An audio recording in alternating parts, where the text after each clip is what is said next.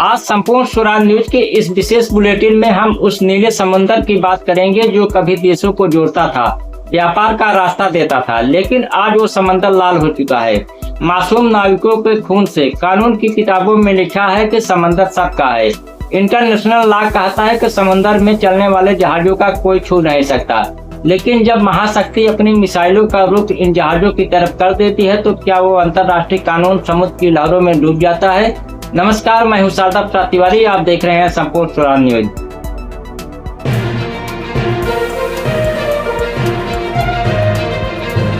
आज की कहानी किसी एक जहाज की नहीं है। आज हम उस कड़ियों को जोड़ेंगे, उस ओमान की खाड़ी से लेकर अमेरिकी पेंटागन के बंद कमरों तक, और फिर लौटेंगे भारत के उन घरों में जहां किसी बूढ़ी माँ का बेटा अब कभी लौट कर नहीं आएगा।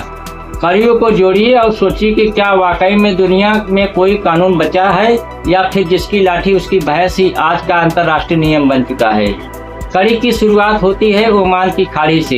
एक व्यापारिक जहाज जिस पर किसी देश का झंडा लगा है, जो शांत समंदर में अपना रास्ता तय कर रहा है। उस जहाज पर भारत के नौजवान नाविक सवार हैं। वे किसी युद्ध का हिस्सा नहीं थे, उनका किसी राजनीतिक से लेना देना नहीं था। वे तो बस अपने परिवार का पेट पालने के लिए, अपने देश के लिए विदेशी मुद्रा कमाने के लिए उस जहाज पर पसीना बहा रहे थे। तभी अचानक आसमान से एक अमेरिकी मिसाइल आती है, बिना किसी चेतावनी के, बिना किसी जांच के। वह मिसाइल सीधे जहाज के इंजन रूम से टकराती है। एक जोरदार धमाका होता है और पल भर में सब कुछ खत्म हो जाता है। हमारे भारतीय नाविक जो केवल अपनी ड्यूटी कर रहे थे, उस अमेरिकी बारूद का शिकार बन जाते हैं। अमेरिका कहता है कि उसे शक था। क्या अब अंतर्राष्ट्रीय कानून शक की बुनियाद पर चलेगा?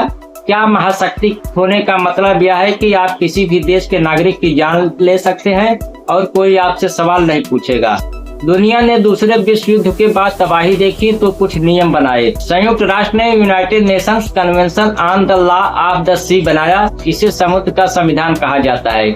इस संविधान का एक बुनियादी नियम है फ्रीडम ऑफ नेविगेशन, यानी जहाजों के आने जाने की आजादी। दूसरा नियम है फ्लैग स्टेट सोवरेनिटी, यानी जिस देश का झंडा जहाज पर है, उस जहाज के भीतर उसी देश के जमीन मानी जाएगी।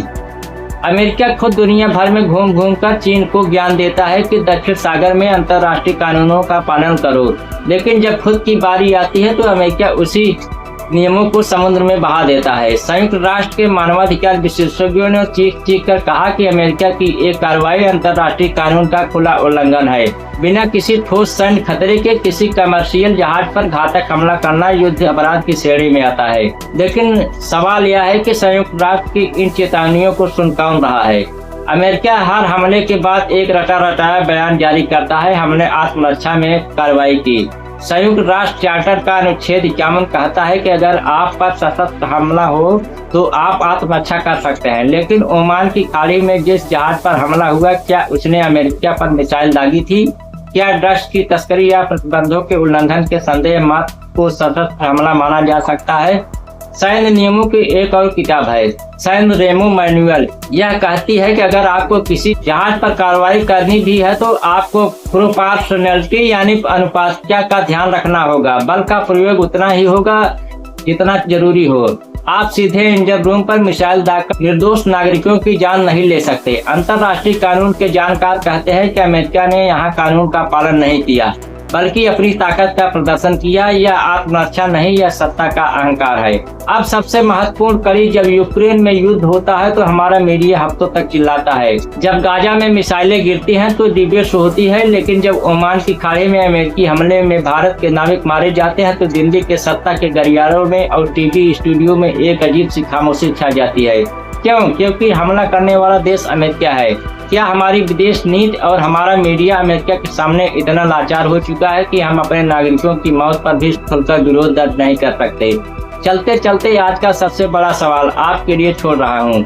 क्या यह दुनिया वाकई नियमों से चल रही है, या फिर यह सिर्फ एक भ्रम है जिसे हम रोज सुबह अखबारों में पढ़ते हैं? जब कोई छोटा देश गलती करता है तो पाबंदियों की पूरी फहरिस्त तैयार हो जाती है, लेकिन जब एक महान शक्ति समंदर के सीने पर बारूद बिखेरती है तो पूरी दुनिया गूंगी और बहरी हो जाती है। तस्वीरें धुंधली हो जाएंगी, खबरें बदल जाएंगी, टीवी स्टूडियो में किसी नए मुद्दे पर शोर मचने लगेगा, लेकिन ओमान की खाड़ी की लहरों पर दिख रहा वो फोन और भारत के किसी कोने में अपने बेटे की तस्वीर को छाती से लगाकर रोती उस माँ के आंसू इस व्यवस्था से लगातार सवाल पूछते रहेंगे।